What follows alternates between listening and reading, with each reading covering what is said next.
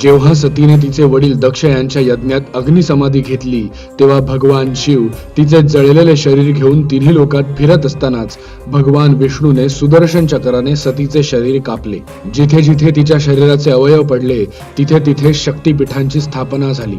जिथे सती देवीचा योनिभाग पडला तिथे कामाख्या पीठाची स्थापना झाली।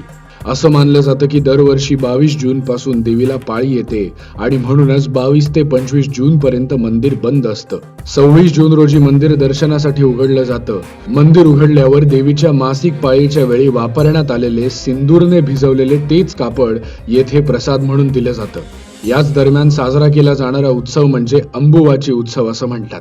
या उत्सवात सामील होणाऱ्या भाविकांच्या सगळ्या इच्छा पूर्ण होतात। विशेष म्हणजे या मंदिरात कामाख्या देवीची एकही मूर्ती नसून येथे देवीची पूजा योनीच्या रूपात केली जाते। स्त्रीत्वाच्या उत्सवाची ही गोष्ट तुम्हाला कशी वाटली ते आम्हाला कमेंट करून नक्की कळवा।